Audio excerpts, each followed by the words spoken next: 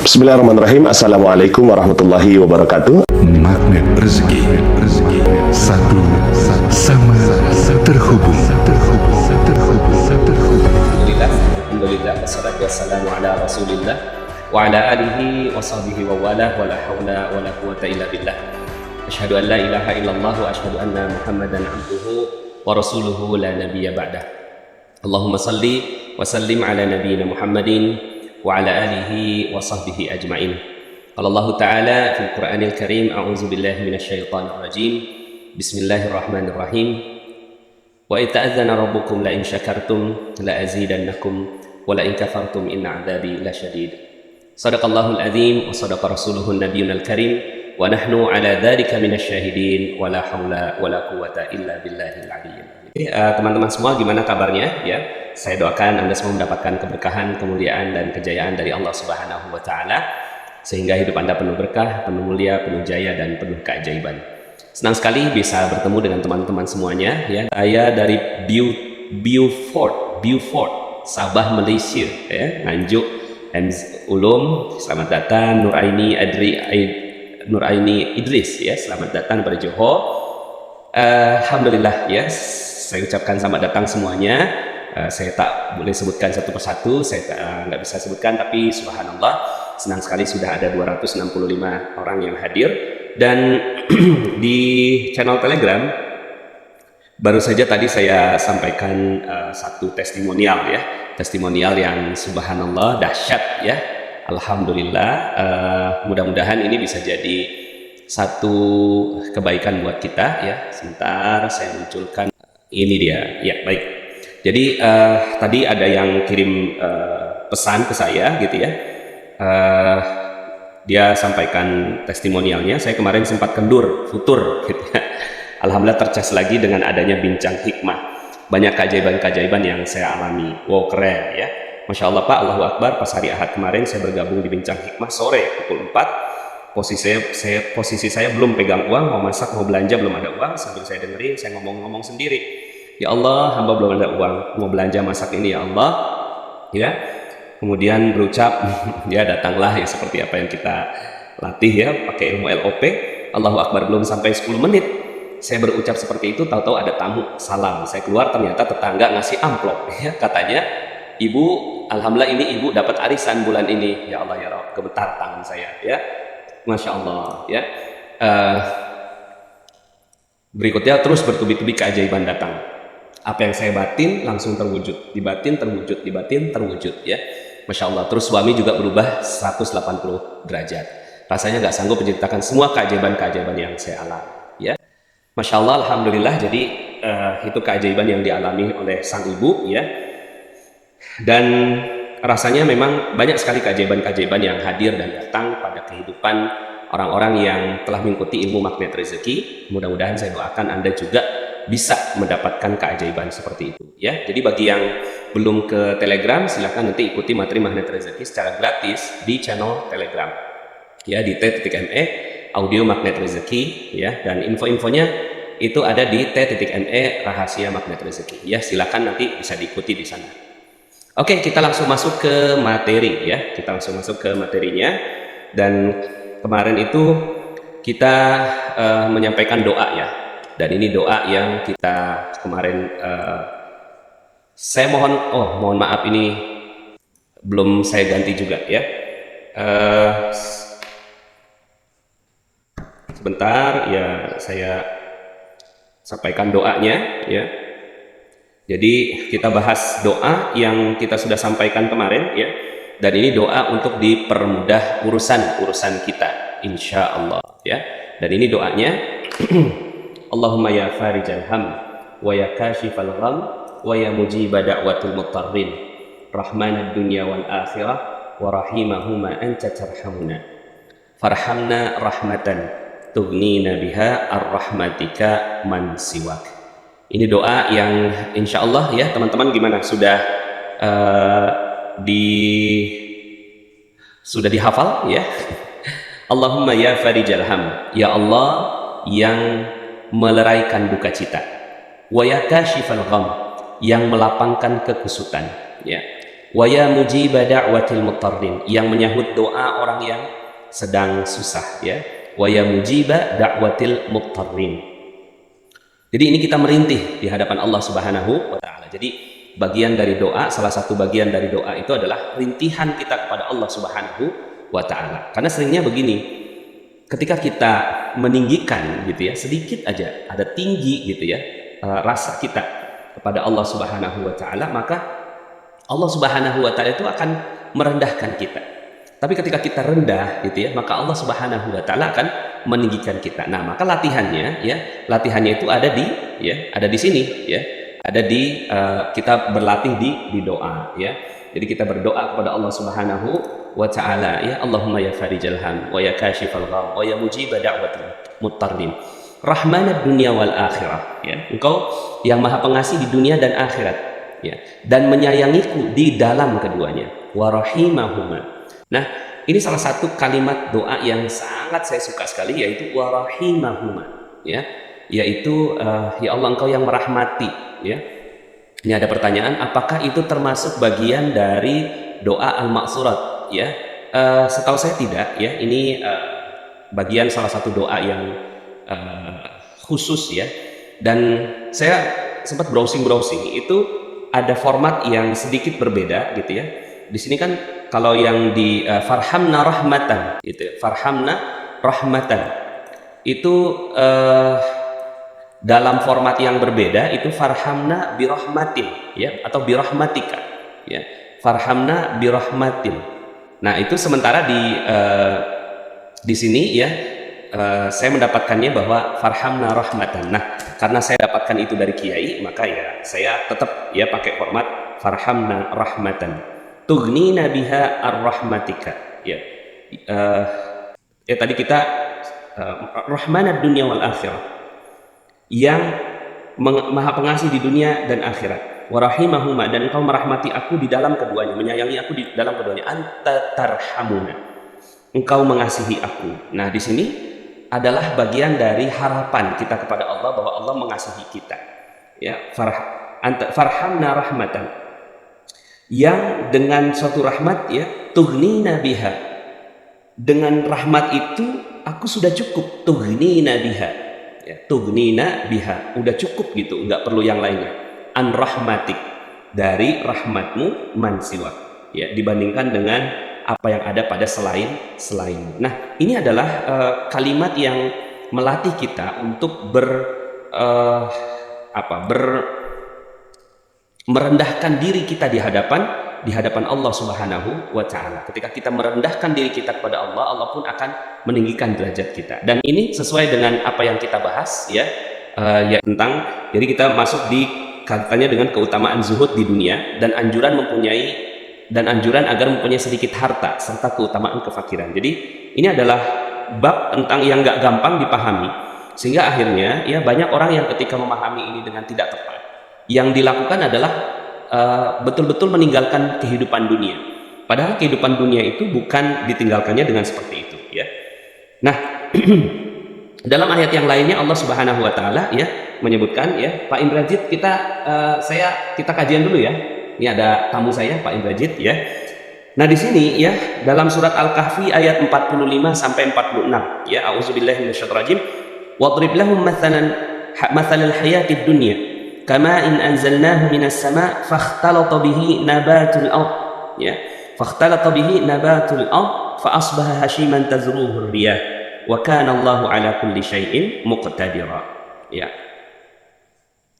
Al-mal wal banun zinatul hayatid dunya. Nah, di sini Allah Subhanahu wa taala menjelaskan, dan berilah perumpamaan kepada mereka kehidupan di dunia ya adalah ya, kehidupan di dunia. Nah, di sini ya Allah Subhanahu wa taala setiap menyebutkan tentang hinanya dunia atau rendahnya dunia, itu selalu menyebutkan tentang hayatid dunya.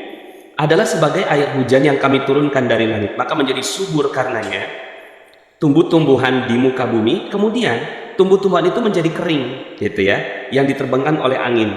Dan adalah Allah Maha Kuasa atas segala sesuatu, dan harta dan anak-anak adalah perhiasan kehidupan perhiasan kehidupan dunia. Nah, tapi dalam ayat yang lainnya Allah Subhanahu wa taala menyebutkan tentang keutamaan dunia ya pada ayat misalnya kaitannya dengan surat 21 ya. Surat 21 ya. Ayat 105. Di sini Allah Subhanahu wa taala menyebutkan walaqad katabna fiz zaburi min ba'di dzikri annal arda ya. Annal arda yarithuha ibadiyas salihun. Dan sungguh telah kami tulis di dalam kitab Zabur sesudah kami tulis dalam Lauhul Mahfuz bahwasanya bumi ini dipusakai oleh hamba-hambaku yang soleh. Jadi dalam satu sisi Allah Subhanahu wa taala menyebutkan tentang kehidupan dunia yang hina, kehidupan dunia yang enggak bagus, kehidupan dunia yang menjadi fitnah. Tapi di sisi yang lain, gitu kan, kehidupan dunia itu bisa menjadi warisan yang Allah Subhanahu wa taala berikan kepada orang-orang yang beriman, ya, orang-orang yang soleh. Di sini ya Allah menyebutkan kalimat as-salihun. Ini dekat-dekat dengan ayat tentang wa ma arsalnaka illa rahmatan lil alamin. Jadi tadi yang 105, 107-nya menegaskan tentang bagaimana kita bisa menjadi rahmat bagi al-alamin. Al-alamin ini di mana? Ya di dunia, gitu ya. Nah, jadi ketika kita membaca tentang ayat-ayat Allah Subhanahu wa taala, kita mesti membandingkannya dengan ayat-ayat yang lainnya ya, dan seimbang gitu ya. Jangan sampai akhirnya kita meninggalkan kehidupan dunia, kita tinggalin begitu aja sampai kemudian akhirnya yang mewarisi kehidupan di dunia ini adalah orang-orang yang enggak ingat kepada Allah Subhanahu wa taala. Nah, di sini juga misalnya ya Allah Subhanahu wa taala menyebutkan tentang ya i'lamu annamal hayatud dunya la'ibun wa lahwun. Nah, jadi Allah Subhanahu wa taala selalu menyebutnya dengan hayatad dunya. Jadi tidak menyebutkan dengan hanya dengan dunianya saja gitu ya. Jadi di situ ada hayatad dunya ya. Ketahuilah bahwasanya kehidupan dunia itu hanyalah permainan dan suatu yang melalaikan, perhiasan dan bermegah-megahan di antara kamu serta berbangga-bangga tentang banyaknya harta dan anak. Seperti hujan yang tanamannya mengagumkan para petani. Kemudian tanaman itu menjadi kering dan kamu lihat warnanya kuning kemudian menjadi hancur. Dan di akhirat nanti ada azab yang keras ya. Nah, nanti di sini ya ada azab dan keras dan ampunan dari Allah serta keridhaannya. Dan kehidupan dunia ini tidak lain hanyalah kesenangan yang menipu. Nah, ini adalah celaan Allah atau satu kalimat yang merendahkan kepada dunia ya, tapi bukan dunianya tapi hayatad dunia. Nah, jadi kalau di ilmu magnet rezeki itu kita membandingkannya dengan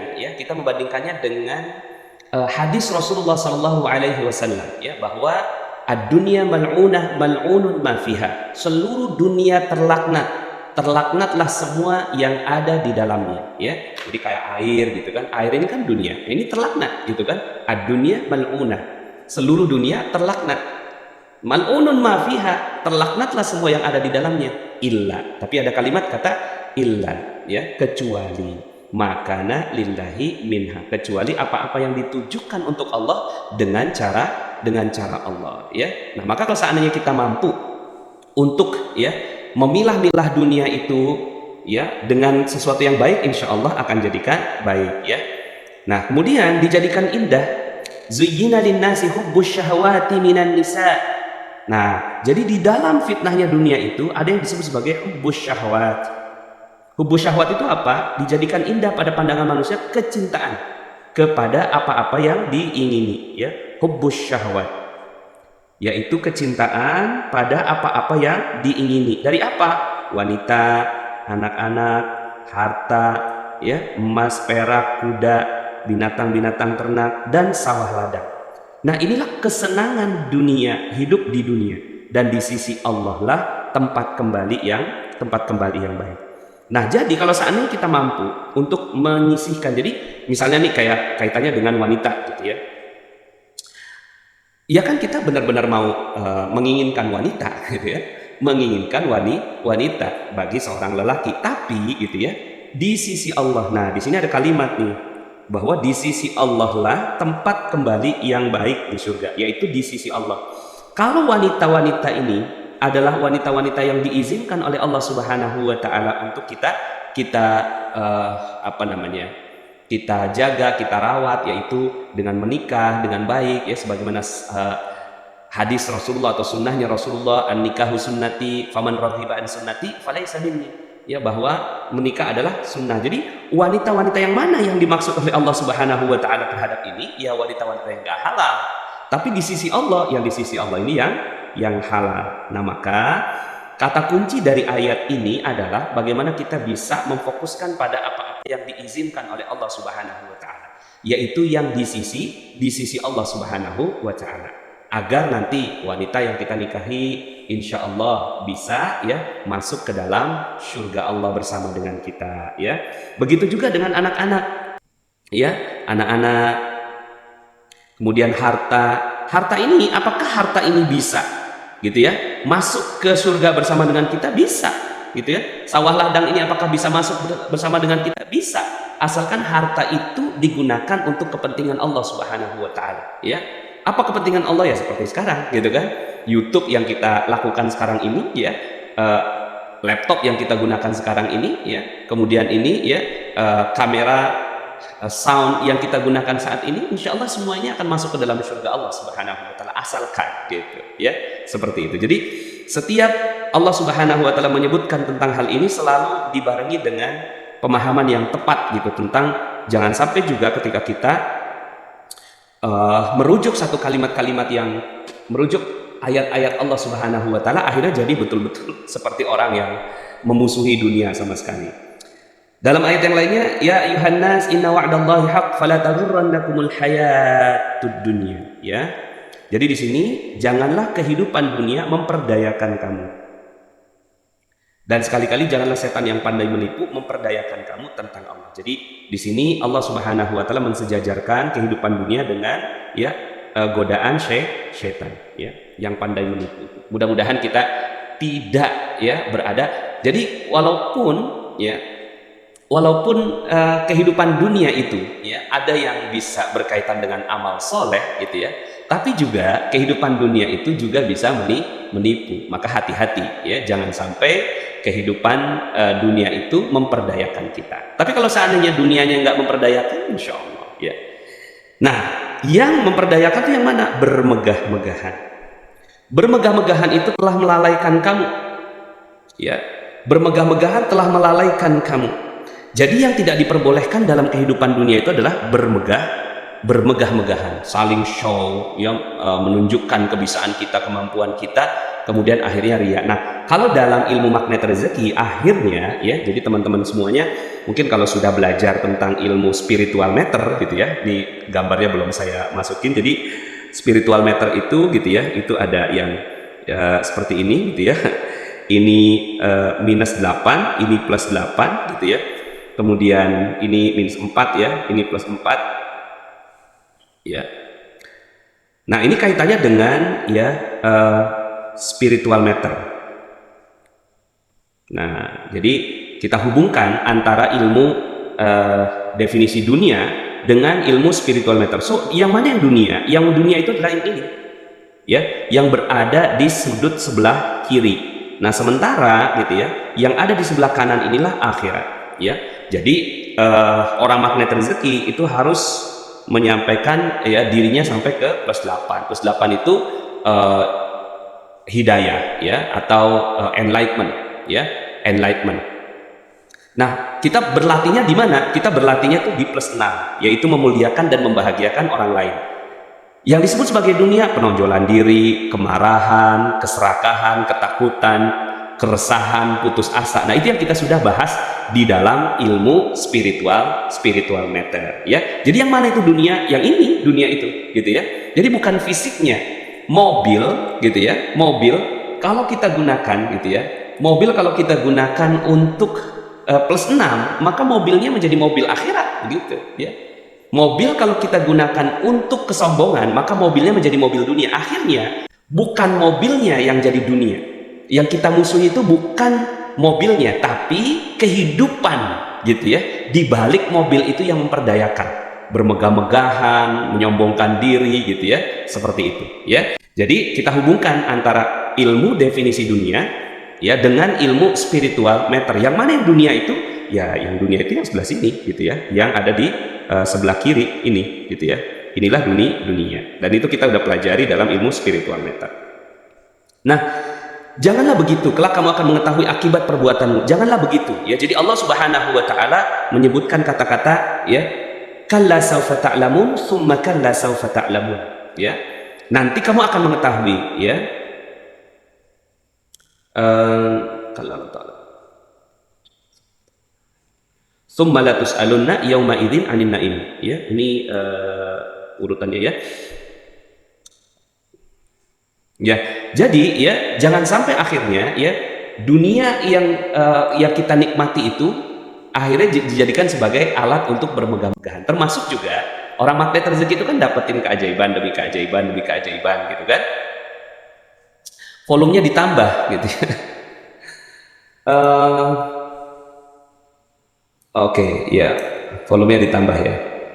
Ini udah belum ya? Saya takutnya kalau ketinggian nanti malah pecah ya suaranya. Oke, ya. Nah, jadi ya teman-teman semuanya yang dirahmati oleh Allah Subhanahu wa taala, bukan bentuk fisik dunianya ya, tapi apa yang menjadi motif di baliknya. Oke? Yuk kita baca lagi. Nah, ini di sini disebutkan wa ma hadhil hayatud dunya illa lahun wa la'ib ya. Nah, di sini adalah hayatud dunya, lahun wa la'ib. Wa inna daral akhirah, dan daral akhirah ini lahiyal hayawan ya, laukanu ya'lamun. Di sini artinya ya, dan tidak ada kehidupan dunia ini melainkan senda gurau dan main-main. Jadi yang ciri dunia itu ya, yang berkaitan dengan ya senda gurau dan permainan. Nah, sesungguhnya akhirat itu sebenarnya kehidupan, lahiyal hayawan ya, sebenar-benar kehidupan ya, kalau mereka mengetahui ya. Volume ditambah. Ini udah tinggi sekali loh ya, saya takutnya nanti malah pecah suaranya ya. Oke ya. Nah, sudah cukup ya. Oke, baik. Oh, ini dia selalu otomatis mengurangi sih ini di inputnya ini. Saya udah tinggiin, dia turunin lagi sama si siapa namanya, sama si sistem ini ya.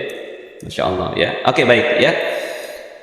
So, jadi teman-teman semuanya ya, bukan fisik dunianya, tapi apa di balik dunia. Kalau air minum kita gunakan untuk beribadah kepada Allah Subhanahu wa taala, maka insya Allah diperbolehkan ya. Makanya akhirnya kajian ini menjadi penting karena kita kan selama ini bahas magnet rezeki gitu. Banyak yang bertanya, Pak Nas kok bahasnya dunia sih gitu. Ya enggak, kita nggak bahas dunia secara fisiknya gitu ya. Secara fisiknya ya, tapi dunia ya yang bisa menghantarkan kita kepada Allah Subhanahu wa taala. Makanya judul magnet rezeki itu adalah menarik rezeki dahsyat dengan cara Allah. Bukan dengan cara yang lain, tapi dengan cara Allah. Oke, kita baca hadis sekarang ya. Bismillahirrahmanirrahim. Amr bin Auf, ini karena panjang saya bacakan artinya. Amr bin Auf al-Ansari meriwayatkan bahwa Rasulullah SAW mengutus Abu Ubaidah bin al-Jarrah ke Bahrain untuk mengambil pajak dari penduduknya ya. Jadi Abu Ubaidah bin al-Jarrah ini ke Bahrain untuk mengambil pajak ya. Kemudian ia datang membawa harta benda yang banyak. Jadi pas pulang gitu kan, wah gitu kan, Abu Ubaidah gitu kan bawa banyak banget harta gitu kan dari Bahrain. Orang-orang Ansor mendengar kedatangan Abu Ubaidah lalu berkumpul dan sholat subuh bersama Rasulullah SAW.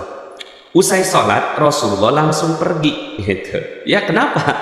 Karena ternyata gitu ya, harta benda yang dibawa oleh Abu Ubaidah itu membuat orang-orang sholat subuhnya nggak khusyuk gitu. Dan Rasulullah kan ya, Rasulullah tahu gitu. Rasulullah tuh ya merasa gitu ya.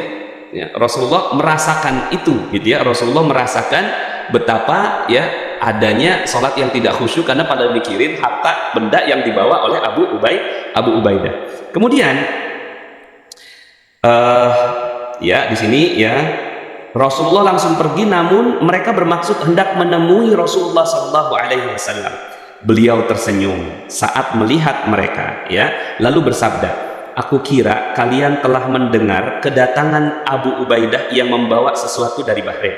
Ya, jadi kenapa ya Rasulullah gitu kan, kok ninggalin kita gitu? Enggak ya, aku ngelihat kalian itu pasti udah ngedenger ya bahwa Abu Ubaidah tuh pulang dari Bahrain. Benar ya Rasulullah, ya beliau bersabda, berbahagialah dan berharaplah kalian terhadap apa yang menggembirakan kalian, ya.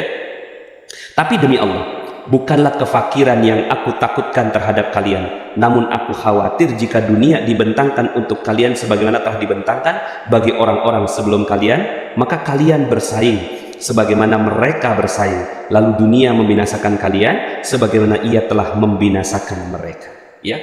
Nah, jadi di sini ya Rasulullah SAW tidaklah membenci sama sekali, ya.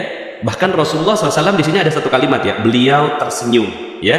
Kemudian ya, nah ini kan sangat santun sekali Rasulullah SAW. Kemudian berbahagialah dan berharaplah. Jadi masih gitu ya, masih diperbolehkan oleh Rasulullah SAW.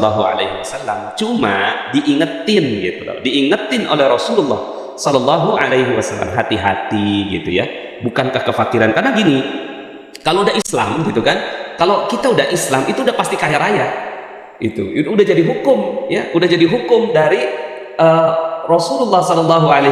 Kalau kita itu kalau kita masuk Islam udah pasti kaya raya, karena kan janji Allah, wa'adallahu alladhina amanu minkum wa 'amilus salihati la yastakhlifannahum fil ard kama stakhlafal ladzina min qablihim, ya.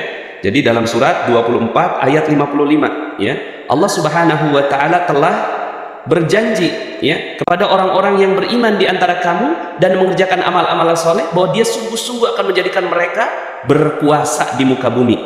Jadi udah pasti ini janji Allah Subhanahu wa taala, surat 24 ayat 55, ya.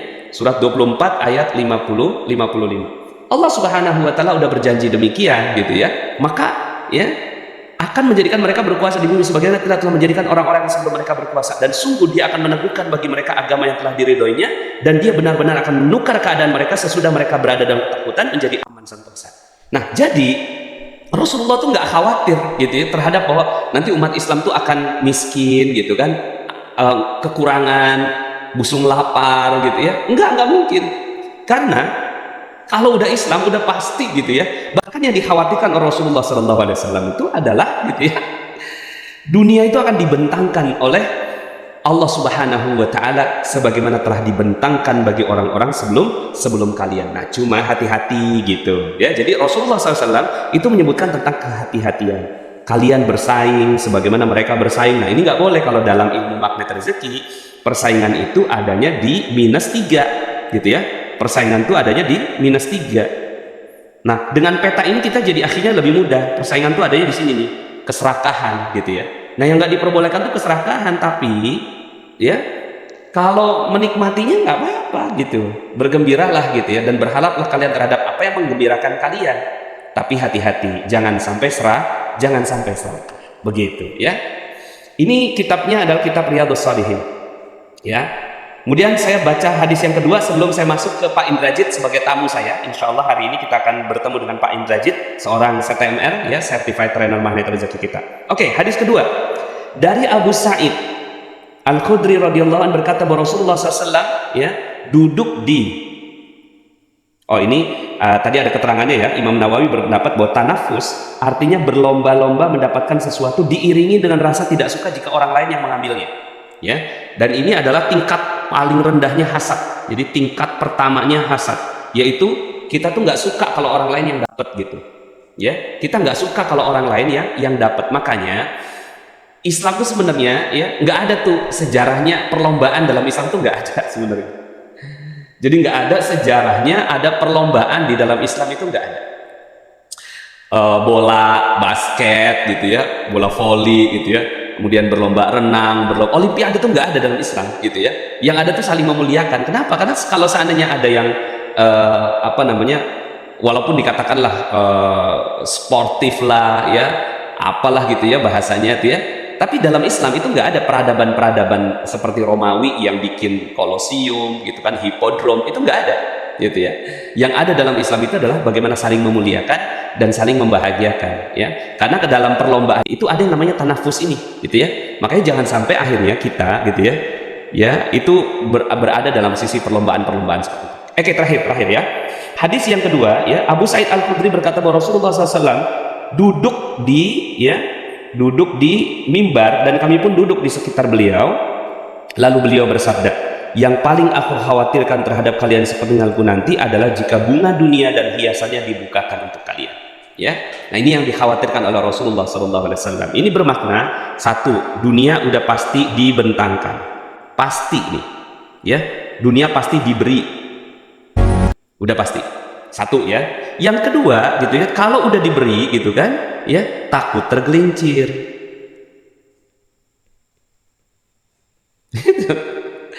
Dunia udah pasti diberi, tapi kalau udah dunia dikasih nih gitu ya, takut tergelincir. Nah, maka sebelum dunia itu datang gitu ya, kita latihan dulu gitu ya, latihan dulu ya, Masya Allah ya.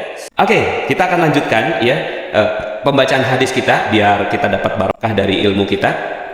Tadi kita sudah sampai di sini hadis kedua, sekarang kita masuk ke hadis yang ketiga.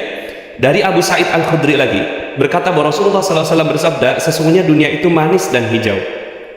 Ya, inna dunya hulwatun hadiratun. Ya, sesungguhnya dunia itu hijau, manis, enak gitu ya. Tapi dan Allah mewakilkan kalian terhadap dunia itu. Nah, tapi Allah Subhanahu Wa Taala mewakilkan kita nih, gitu ya, untuk kita apa? Kita jaga, gitu kan? Mustakhlifukum. Ya, jadi kata-katanya sama seperti kalimat yang tadi kita dapatkan dari surat. Oh, ini tadi yang saya buka tadi yang 22 ayat 41 tadi agar putarannya Pak Indrajit tadi ya. Nah, yang tadi kita dapatkan ayatnya ya, di sini kan layastakhlifannahum, ya, menjadikan mereka berkuasa. Di sini gitu ya, kalimatnya mustakhlifukum ya. Jadi akar kata yang sama dengan ayat surat An-Nur ayat 55 itu. Dia akan melihat apa yang kalian perbuat terhadap dunia itu, maka takutlah kepada dunia dan takutlah kepada wanita.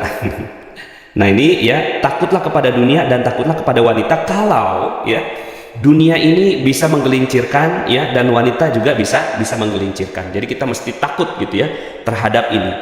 Artinya ya, takut itu bukan ditinggalkan.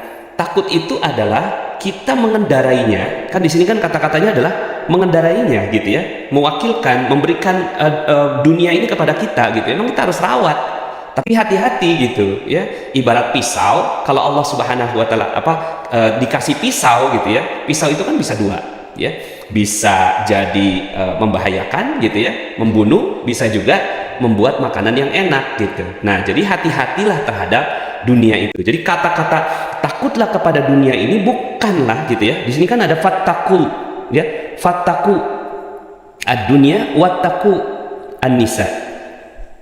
Di sini kata-kata fattaku ini juga sering diartikan dengan bertakwa. Bertakwalah kita gitu ya. Tapi di sini kan lebih tepat kepada takutlah gitu ya. Nah, cuma kalau seandainya kita mengartikan ini sebagai takwa, karena kan di sini dijelaskan di dalam bab takwa juga ya. Maka terhadap dunia ya, terhadap dunia kita lakukan ya sesuai perintah Allah. Apa itu takwa? Takwa itu adalah menjalankan ya perintah Allah dan menjauhi larangannya. Nah, terhadap dunia, lakukan perintah Allah terhadap dunia. Apa yang dilakukan Allah terhadap dunia ya? Berdoa ketika minum, itu kita takwa terhadap air gitu kan. Fattakul ma ya, fattakul dunia ya. Maka kita takut, bukannya takut itu akhirnya kita nggak minum, enggak, tapi gitu ya, kita gunakan air minum itu dengan baik seperti yang tadi dilakukan oleh Pak Indrajit. Air yang tadinya duniawi gitu ya, dia bisa menjadi ibadah, dia bisa menjadi zikir, dia bisa menjadi manfaat gitu ya. Nah, maka bismillah, insya Allah ketika kita bertakwa terhadap dunia, bertakwa ini bukan berarti meninggalkan sama sekali ya, tapi bertakwa ini artinya ya, bertakwa ini adalah artinya menjalankan perintah Allah atas dunia dan meninggalkan larangannya ya. Jadi itu makna dari hadis ini ya, karena dia berkaitannya dengan bab tentang takwa. Dan terhadap nisa juga begitu ya. Terhadap nisa itu bukan berarti kita tinggalkan sama sekali ya. Anak saya 6 perempuan semua gitu kan. Istri saya perempuan, maka lakukan perintah Allah terhadap sikap kita terhadap wanita gitu ya. Dan takut kalau seandainya ya, nisa ini, wanita ini menggelincirkan kita gara-gara sibuk ngelonin istri gitu kan, akhirnya kita nggak taat dalam beribadah kepada Allah gara-gara kita bermain sama anak, akhirnya ya sholat nggak tepat waktu dan seterusnya ya. So mudah-mudahan ini clear, jelas ya. Nah, hadis yang terakhir, hadis yang keempat ya, kita belajar 4 hadis hari ini ya dan beberapa ayat Al-Quran. Anas radhiyallahu anhu meriwayatkan bahwa Nabi SAW bersabda, ya Allah, tiada kehidupan selain kehidupan akhirat ya. Allahumma la aisha illa aishul akhirah ya. Tidak adalah kehidupan ya, tidak la aisha illa aishal akhirah. Anas radhiyallahu anhu meriwayatkan bahwa Nabi SAW bersabda, ya Allah, tidak ada kehidupan selain kehidupan akhirat. La aisha illa aishal akhirah. Nah, kalau dalam petanya magnet rezeki gitu ya, dalam petanya magnet rezeki memang kita nggak boleh ke sini. Kita nggak boleh, mana tadi? Kita nggak boleh ya, nggak boleh ada di sebelah ya. Kita nggak boleh ada di sebelah ya. Mana nih? Ya enggak. Kita nggak boleh ada di sebelah tadi itu ya, sebelah kiri ya. Kita harus berada di sebelah ya, di sebelah kanan ya. La aisha illal akhirah. Wah, ya. Nggak bisa. Jadi ya, dalam peta spiritual meter bahwa kita nggak boleh berada di sebelah kiri ini ya. Ini adalah la aisha illa aishal akhirah, kecuali kita harus berada di sebelah kanan ya. Punya mobil boleh nggak? Boleh, sesuaikan dengan kantong ya. Kalau seandainya kantongnya memang bisanya belinya merek kancil begitu ya, belinya yang kancil gitu ya. Kalau seandainya jadi yang sering terjadi kan gini, kita pengen mobil, boleh pengen mobil gitu ya. Yang jadi mobil itu dunia itu yang mana? Yang duniawi. Satu, maksain diri, akhirnya beli yang lebih tinggi dari kemampuan kita. Dua gitu kan, merasa diri kita gitu kan hebat daripada yang lain, padahal mobil kita kredit kan gitu. Itu yang akhirnya jadi bahaya. Kalau guru saya mengatakan begini, yang namanya dosa itu kalau kita punya 2 yang ditunjukkan ke orang lain 5, itu dosa. Kita punyanya 2 gitu ya, tapi ditunjukkan ke orang lain, orang ngelihat kita tuh 5 gitu.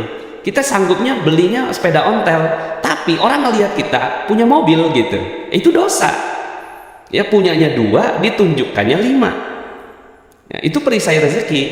Yang bagus adalah punyanya 5 tapi yang orang lain lihat itu 2 gitu, punyanya 5 gitu ya, tapi dia gitu ya, ditunjukkan ke orang lain cuma 2. Nah, mudah-mudahan kita bisa seperti itu gitu ya.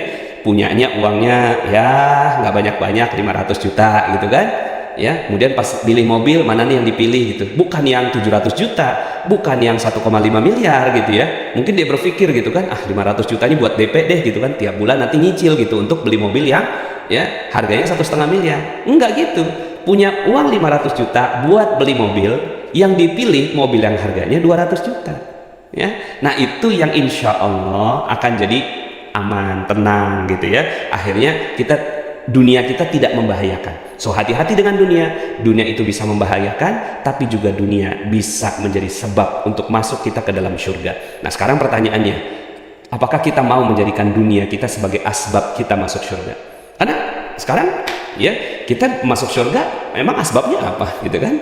Asbabnya ya dunia gitu kan. Asbabnya amal yang ada di dunia inilah yang menyebabkan kita masuk ke dalam akhirat ya, ke dalam surga Allah Subhanahu wa taala. So, demikian, mudah-mudahan Allah Subhanahu wa taala rahmati kita ya, dan kita akan sambung lagi dengan ya hadis-hadis berikutnya ya, agar kita mendalami ilmu magnet rezeki ini dengan hadis-hadis Rasulullah sallallahu alaihi wasallam. Terima kasih ya.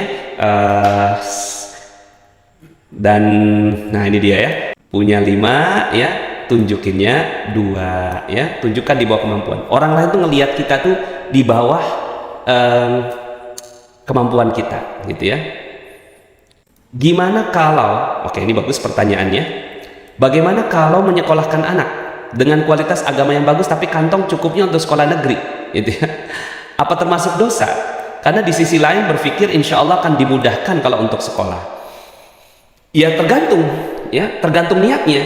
Kalau niat kita tuh untuk nunjukin bahwa aduh masa iya sih anak saya gitu kan di sekolah negeri gitu ya, tergantung niat, makanya tergantung motifnya apa. Jadi ukurannya di magnet rezeki itu adalah ukuran di spiritual meter itu. Kalau ukurannya adalah ya kita menyekolahkan karena gengsi, karena keponakan-keponakannya di sekolah-sekolah yang bagus, sekolah Islam yang bagus, nggak enak masa anak saya di sini. Nah itu lihat ya, hati-hati hati kita gitu ya, ukur ya. Tapi kalau saya niatnya adalah saya berniat sedekah untuk anak, saya akan memberikan yang terbaik untuk anak gitu ya. Nah tapi walaupun begitu, Anda harus benar-benar memperhatikan kemampuannya ya, kemampuan.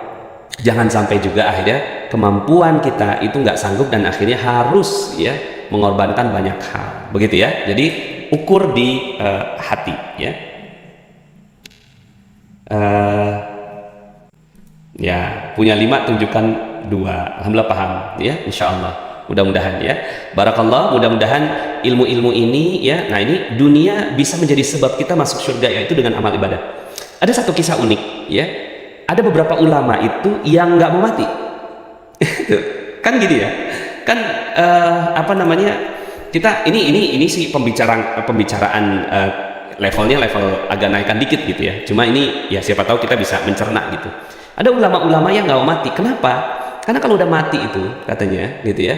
Kalau udah mati itu kan ya cuma masuk surga aja gitu. Cuma masuk surga, kelonan sama bidadari gitu kan, gitu ya. Mudah dilayani sama malaikat gitu. Mana perjuangannya gitu. Makanya dia pengen terus berada di dunia supaya dia bisa terus beramal soleh. Karena nikmat banget amal soleh itu. Jadi sekarang pertanyaannya, apakah Anda sudah merasakan kenikmatan beramal soleh di dunia itu? Ketika kita sudah menikmati beramal soleh di dunia gitu ya, dan merasakan tuh kelezatannya gitu loh, lezatnya sholat gitu kan, di akhirat nggak ada sholat lagi gitu kan, cuma menikmati semua gitu kan, nggak ada amal ibadah di sana gitu ya. Walaupun saya yakin amal ibadahnya pasti berbeda ya dengan apa yang ada di muka bumi ini. Cuma sebagian dari ulama itu mengatakan seandainya aku bisa hidup gitu kan lebih lama untuk menikmati ibadahku kepada Allah Subhanahu wa Ta'ala. Makanya berharap untuk umur panjang itu juga diperbolehkan. Berharap untuk umur panjang gitu, agar umurnya dipanjangkan dalam ketaatan ya. Allahumma inna nas'aluka lisanan ratiban bizikrik wa qalban maf'uman bisyukrik wa badanan hayyinan layyinan bi ta'atik ya. Nah, jadi kita berharap kepada Allah Subhanahu wa Ta'ala dengan badan yang sehat yang bisa beribadah kepada Allah itu diperbolehkan. Nah, ini adalah dunia kita ya, Masya Allah. So teman-teman semuanya ya, yang intinya kita melangkah sesuai dengan langkah kita. Iya betul ya, menikmati beramal soleh di dunia, amin ya. Coba sampai gitu ya, Anda belajar ilmu agama itu sampai nikmat banget itu beribadah, nikmat banget beramal soleh gitu ya. Karena orang-orang yang ada di alam kubur ketika mereka mau balik lagi, itu yang dirindui adalah seandainya bisa balik lagi ke dunia supaya bisa bersedekah. Yang belum subscribe dan baru saja menemukan channel ini, silahkan subscribe. Insya Allah Anda akan mendapatkan materi-materi yang terbaik dari channel ini. Insya Allah Anda adalah makhluk yang ajaib, tinggal kita sempurnakan faktor-faktornya. Dan insya Allah dalam video-video berikutnya kita akan lanjutkan materi ini sampai Anda menemukan potensi terbesar diri Anda dan menjadi makhluk ajaib sebagaimana yang Allah Subhanahu wa Ta'ala inginkan untuk Anda. Sampai jumpa. Assalamualaikum warahmatullahi wabarakatuh.